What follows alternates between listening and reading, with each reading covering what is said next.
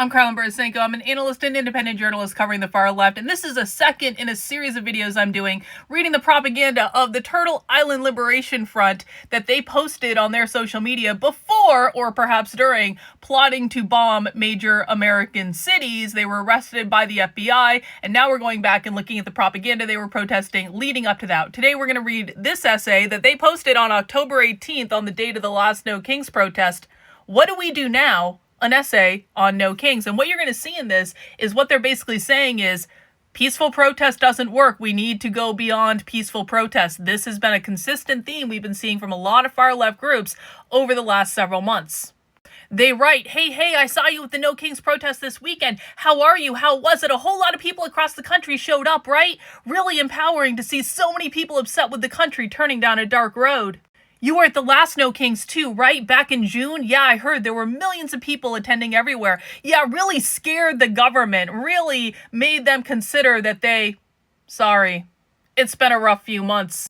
What happened since the last big protest? Congress passed a big ugly bill to make everything more expensive. ICE and National Guard invaded Chicago and Portland and Memphis, and some asshole got shot. Tragedy, you know? That's in reference to Charlie Kirk. A whole bunch of schools were shot at, a whole bunch of shootings. Actually, wow, labeling trans people and their allies as terrorists. More families separated by ICE, more fascist rhetoric from our democratically elected representatives.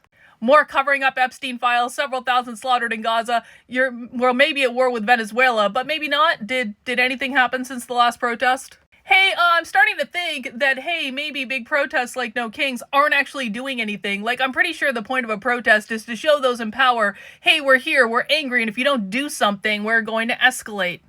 It seems like the powerful have kept doing heinous stuff, and well, we're in the same place as before, but I'm sure protests will work this time, right? Okay, I think we've seen that fascists in power aren't going to let up anytime soon. I don't want to know how much worse things will get over the next 3 months, but I can't imagine horrible possibilities, and I think we should stop them from happening.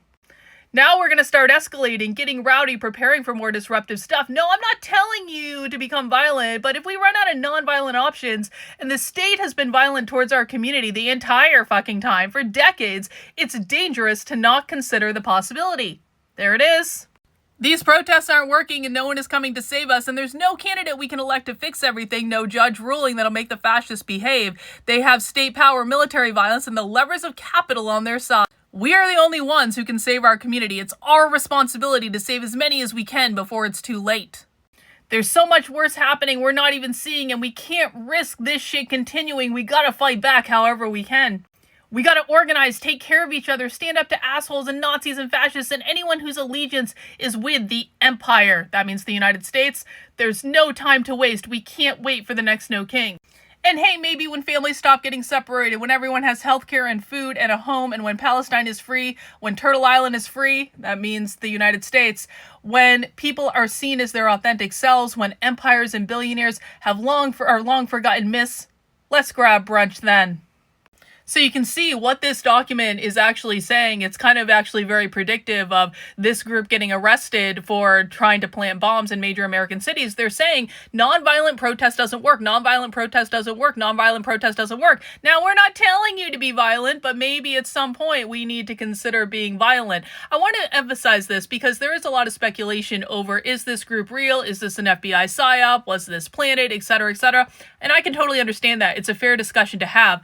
But I will tell you that I've been seeing propaganda like this across a lot of different far left groups. I've seen this in Antifa's publishing arm. We saw this in the Be Queer, Do Terrorism manifesto that came out. So this is not an isolated perspective to this one far left group. This is an attitude that is now starting to become really pervasive on the far left. The idea that peaceful protest isn't working. We need to reject what they call these liberal, non-violent tactics. We need to engage in what we need to keep our community safe. That is always how they frame it. We need to keep our community safe, and if we don't do these things, then our community is literally in danger.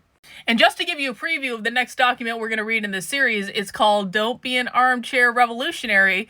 And the idea is you can't just sit around and talk about this stuff. You actually have to go and be a revolutionary in the real world. So you can guess where that's going to go.